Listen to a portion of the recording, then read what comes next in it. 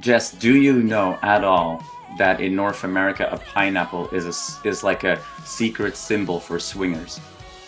What? What?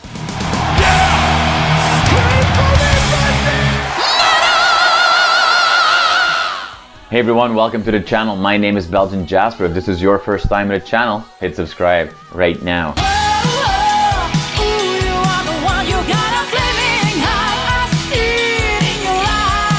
All right, well, I've got the whole band here, which is phenomenal. I've got the entire band of Cobra Spell here with me.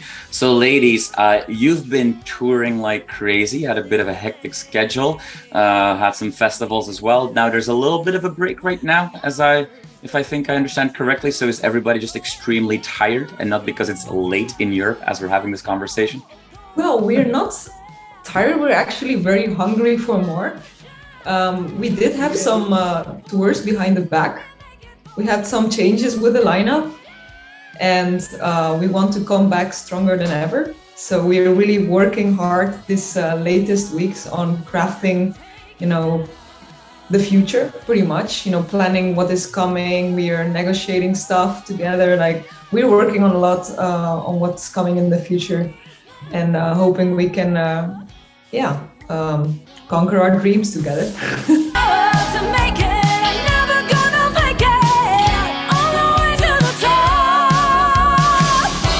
One of the things that you guys played during the tour is a cover of W.A.S.P. I've seen some recordings of that, some fan footage.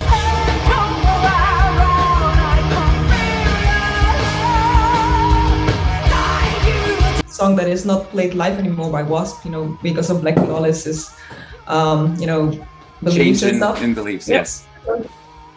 And for me, I think my dream is always to see that song played live, because I love the way he used to perform it in the 80s. And that's why I want to see it back. And with Cobra Spell, it's like possible to play that song live. And it's also super cool that we're all female and we play this song there, and all the lyrics behind this. Like, I think it's like, wow. Yeah. Who does that? Yeah. Yeah. I mean, there are some wonderful lyrics of Blackie, like, I've got pictures of naked ladies, and that was apparently really cool back in the 80s. On their beds. Yes, exactly. That's a very fun way to modify lyrics and make them sound for us. It's like, I love it.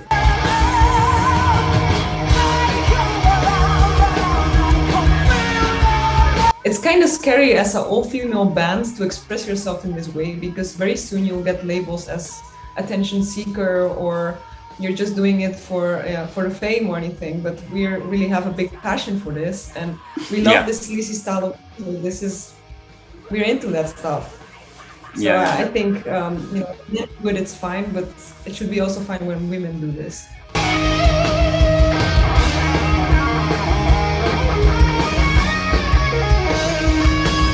There's this nostalgia for the 80s, and we see that not just in metal, where there's always been a nostalgia for the 80s, but in the mainstream, think about Stranger Things, think about Wonder Woman 84 and so on. It's very popular again, but for people that, let's say, weren't in active bands at the time, where does that passion for everyone come from? You want to answer? Okay, I can go. For me, when I started to play the guitar back in 2009, a lot of the bands I loved came from the 80s. Like, I was really crazy about traditional heavy metal, like Judas Priest, Iron Maiden, Motorhead, all the crazy old school thrash metal like Metallica, Megadeth. That was like blowing my mind, and I cannot really point out exactly why. I just thought they were so powerful and wild, and heavy metal was so strong, and I was like, damn, I want to do that too. I want to play guitar, I want to be on stage. And for me, that was super empowering. Also, like bands like all female bands like Girls School was also pretty big for me. Like, this is something that we love to be like doing together as an all-girl band, to be being like some sort of representation of women who love metal. Like we absolutely love what we do. And it's really hard to say exactly why, but for me, it was like just passion. Like for me, it was building up. And up until that day, until today, I love it. So, yeah. And I'm so glad that we're playing it now. It's so cool.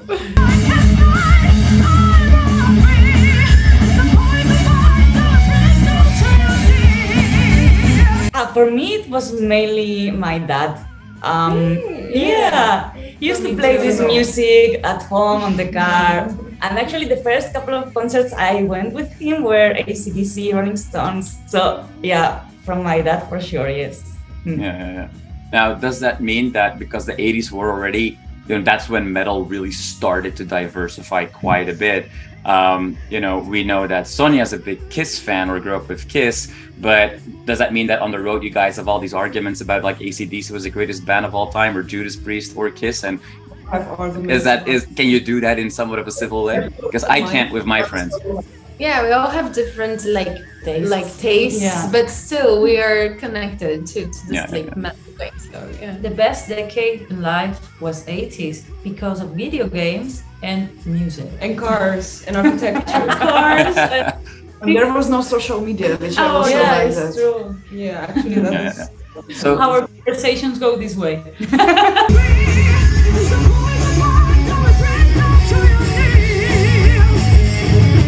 This new formation of Cobra Spell, it hasn't been that long since we've been together. No.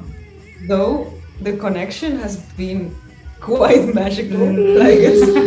It's been very special. I've never had the feeling. I've been in many bands in my musical career, and never did I feel the spark that I feel in this formation. Angelina and I, we really took the time to audition music, also with Christina, because you were a bit earlier. Obviously, we took really much the time to search for a guitar player and a drummer that really fit what we need in the band. Yeah.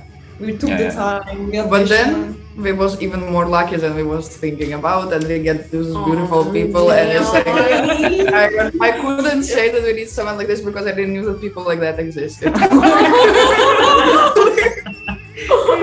Look, you see? Adorable.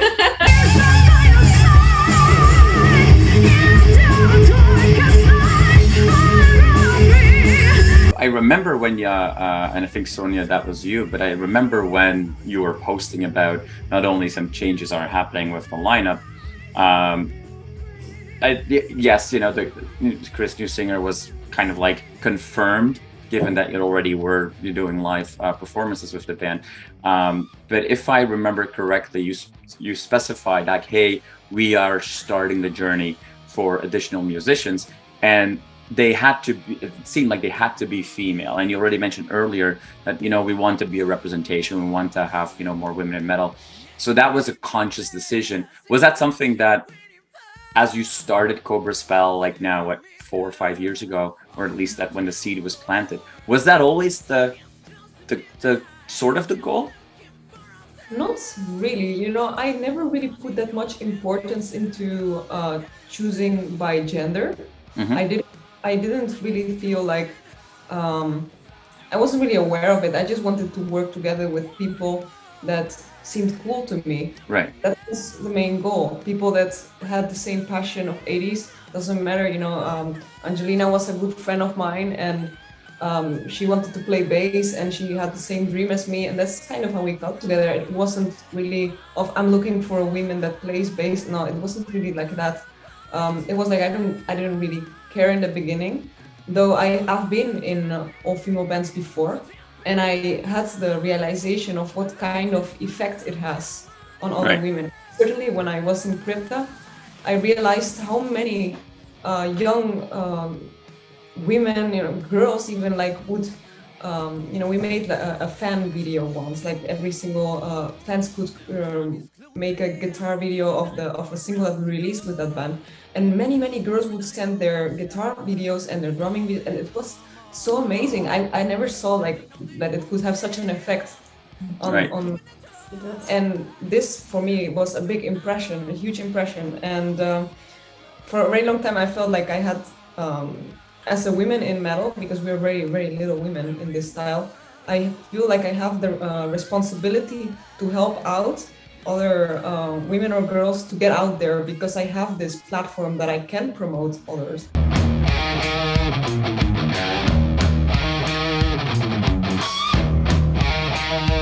I feel like I have a more deeper connection with that I can share with women in a band. With men, it's just different. I mean, it's not. I wouldn't say it's less or more. No, it's just different. You know, with women, you have a lot of things that you can talk about, which would be a little bit difficult to share with a man that wouldn't understand certain things. And that's what I really like about being working with women in a band.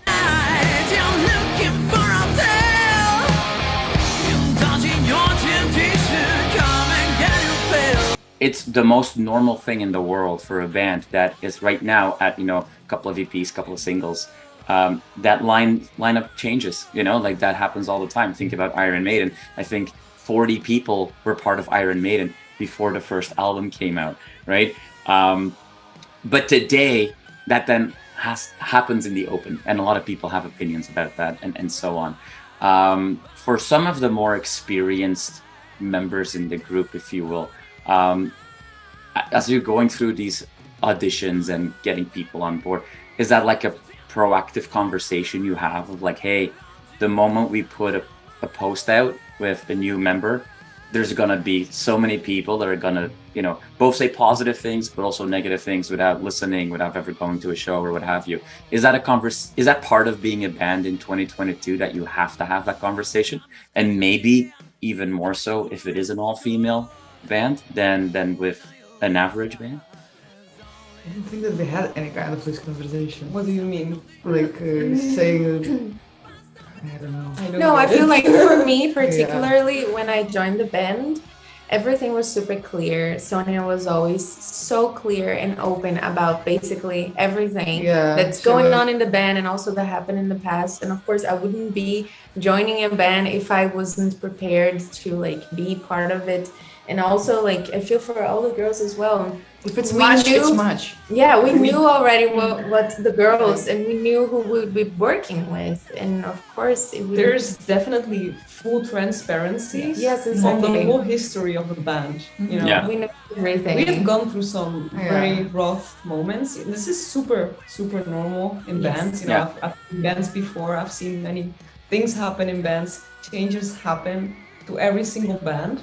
It's very normal, and everyone learns from this.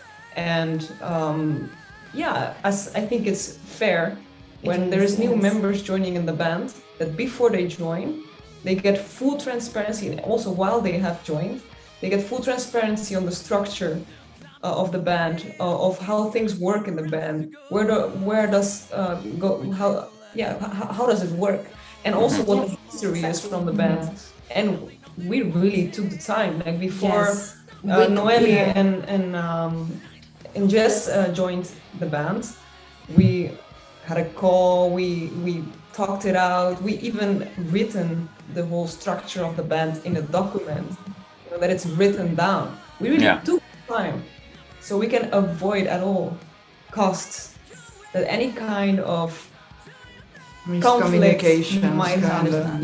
And we've been in bands before, not only me but the girls as well. They've been doing this for a long time in different bands, and to be like joining a band that is so open and so like clear, crystal clear about everything that is going on, it's so reassuring, you know. It's a kind of respect that we feel, and to be entering something that is so well taken care of, it's really nice.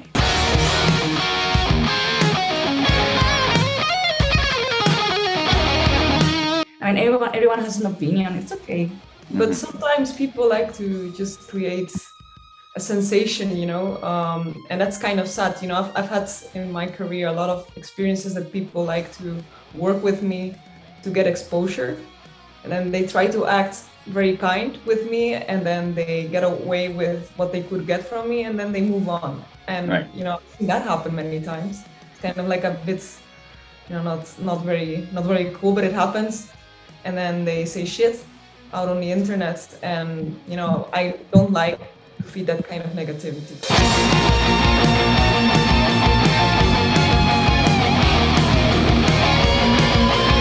Before we look ahead and move forward, I do have to ask a question. If there's a band member called Pineapple Jess, where does that name come from? What? She's just very, very juicy. No, I'm juicy. No, it's just that Ah. in Spanish, my surname is Piñas, which means Okay. pineapple in English. So She translates. yeah. Jess, do you know at all that in North America a pineapple is like a secret symbol for swingers?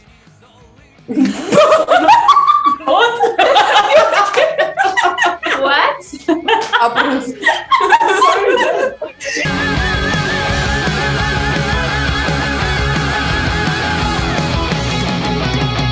Actually, maybe Sonia, I don't know if you've ever explained that in a previous interview or so. I don't know the Egyptian mantra and the Anubis part and the Ankh and the Eye of Osiris and all that, or Horus Eye. Is that coming from Power Slave or The Last in Line, or is there a different Egyptian influence as you grew up?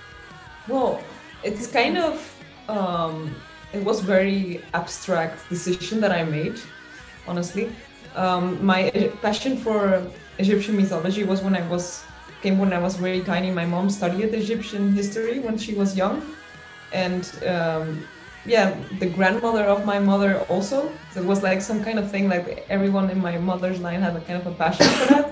And I had this Egyptian books laying at home, and I would like read them a lot. And I don't know, there's some kind of mysticism behind it. Yeah. And I want Sonia Sonia. culture is like investing a lot in also in our days culture. Like if you learn like the Bible and all the stuff, like it's really, It's all based on the it's all based. It's like, really interesting, and Yeah. there's a lot of metaphors that I found always very interesting, and some funny stories. Like I have the Book of the Dead, and you hear all these spells that people were protected from the dead. Like for example, they had to have two eyes in the coffin so they can look outside of the coffin if there's some kind of danger. Like some very weird, like it was always very like mystic and weird.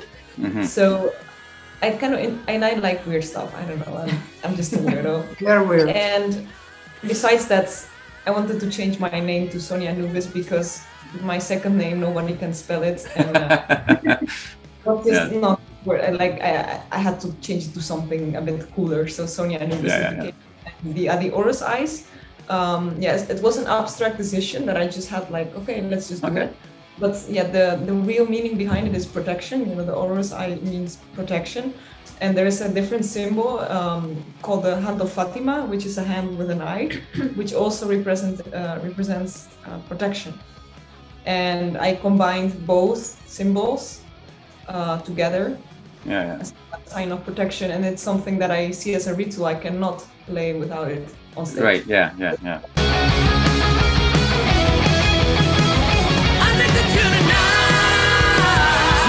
So from a music perspective, I assume that we'll continue to see heavily inspired by 80s, classic metal. But you've all now mentioned some of the positive platform you want to create and some of the stories you want to tell. So should we see that reflected more in the music going forward, in the lyrics?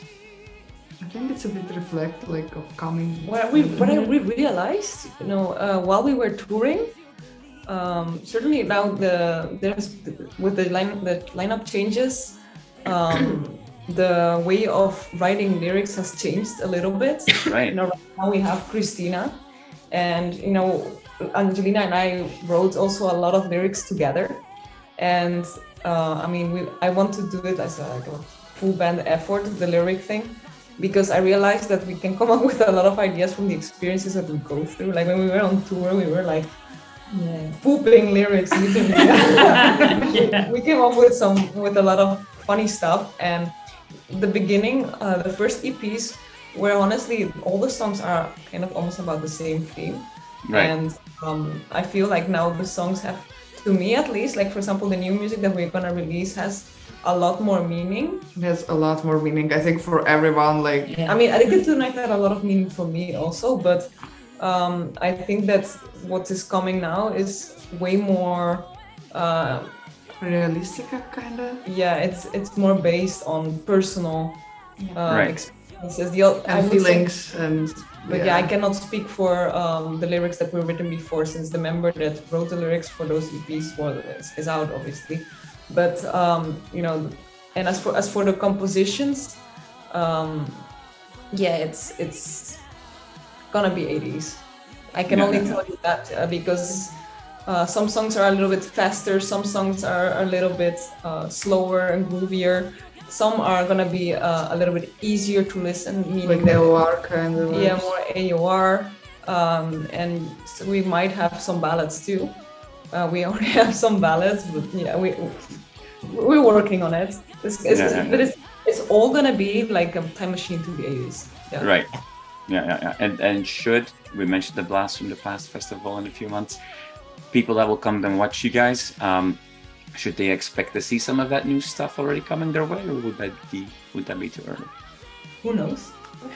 Yeah, come to the show and find Come out to the themselves. show.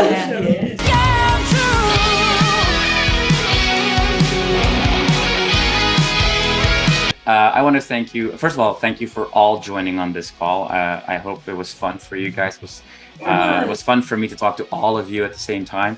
I appreciate that time. I know that you've got, for some of you, a short night ahead and more travel coming up. So I wish you all the best with that.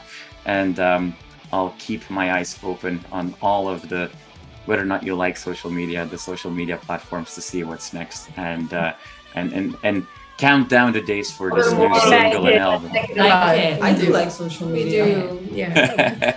Awesome. Well, thank you so much. It was a lot of fun for me talking to you, and I really appreciate your time. Thank Alright, you. thank you so much.